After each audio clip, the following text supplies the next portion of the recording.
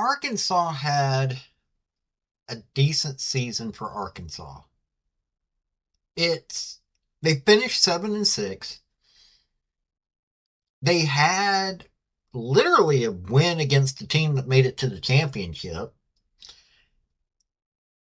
but they're still trying to get right. First season of Bobby Petrino as the offensive coordinator. It's going to be some work in progress, but we're going to talk about that. We're going to talk about the record, and also, by the way, they've released the 2025 schedule, and I'm going to cover that because,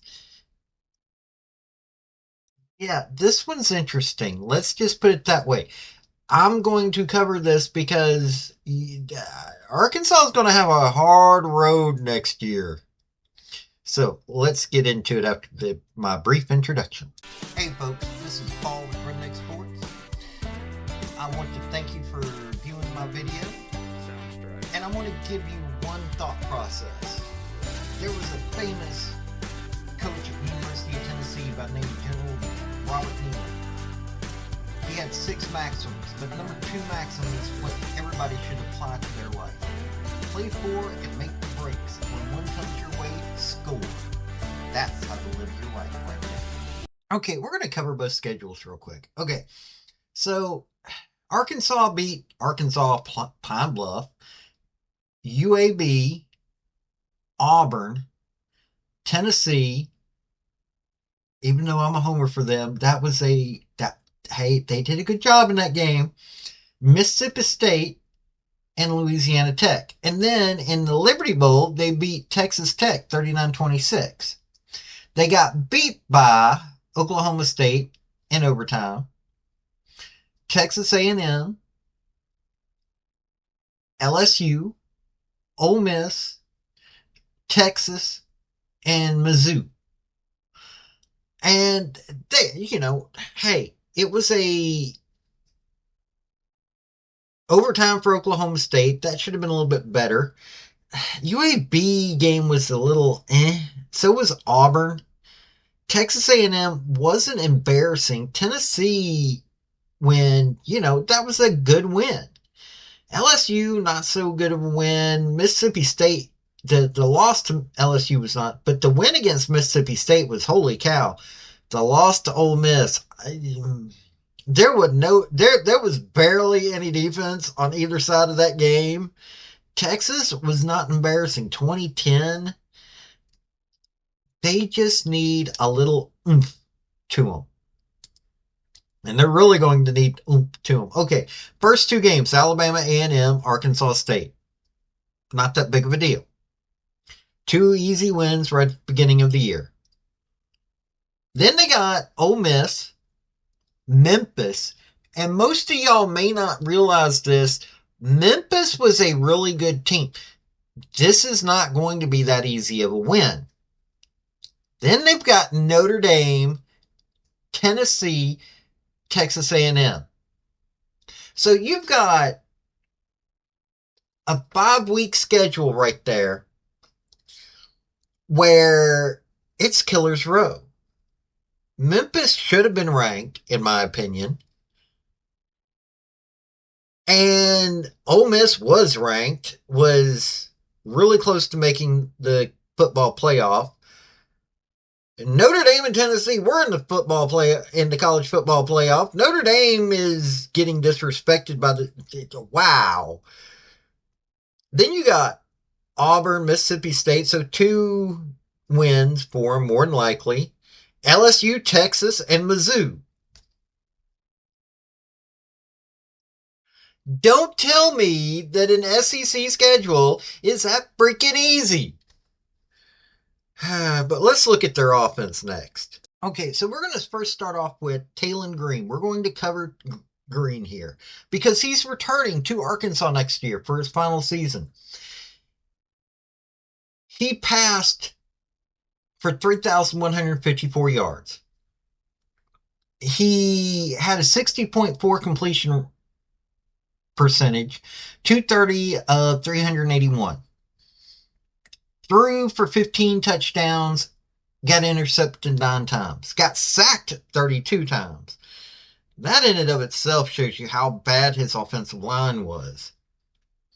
I mean, we're talking, and also means he didn't know how to scramble all that much. But rushing, he carried 156 times, 602 yards, and got 8 touchdowns. So while he still threw way too many interceptions,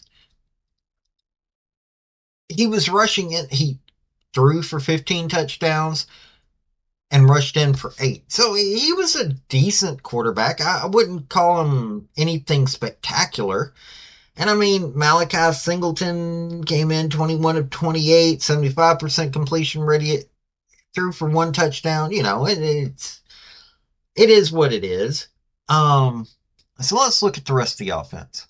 Okay, so their leading rusher is Jaquindon Jackson, 790 rushing yards, 15 touchdowns rushing.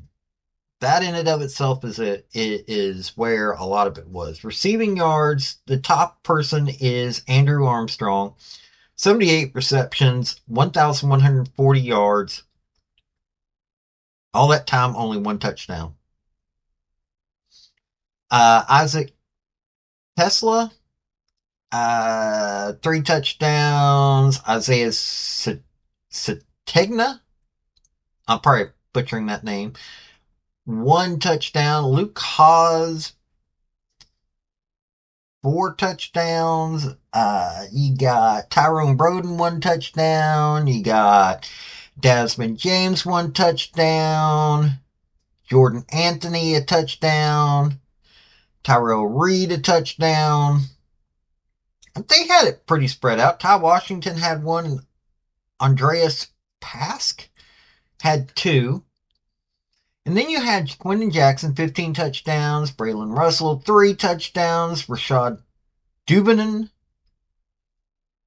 2 touchdowns. Rodney Hill, 2 touchdowns. Malachi Singleton. So they were far better at rushing. But then again, though, I mean, with 32 sacks, that was not a good offensive line. But I mean, they're not a bad team. They weren't a bad offensive team. So let's look at their defense now. Now, their defense, Xavier Story Jr. had 99 touchdowns, or tackles, not touchdowns, tackles, sorry. TJ Metcalf had 3 interceptions. That's, their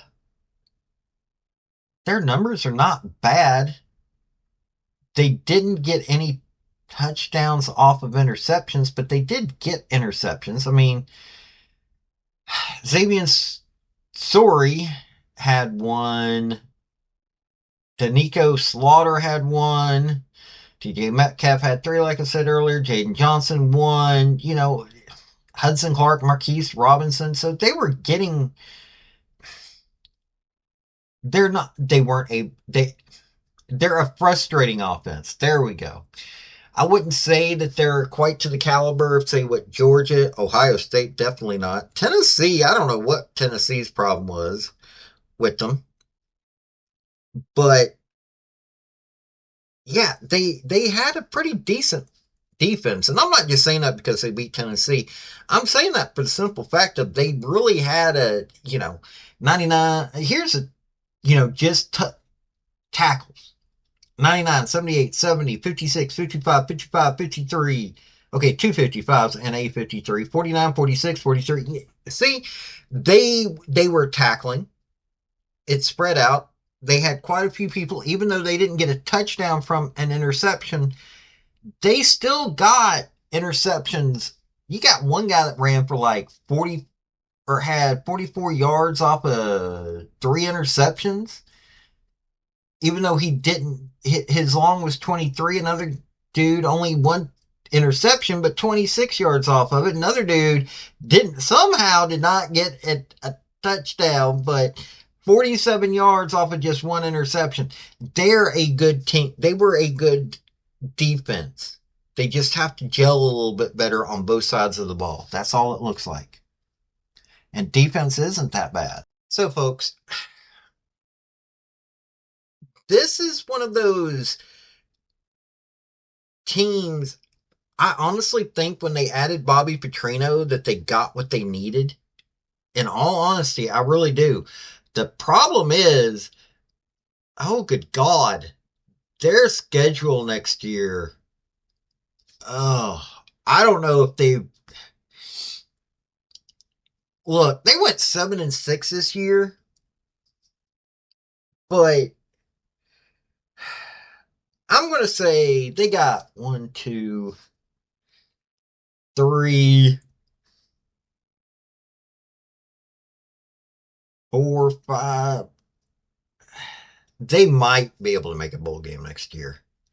They've got a murderer's row. They really do. They have a murderer's row.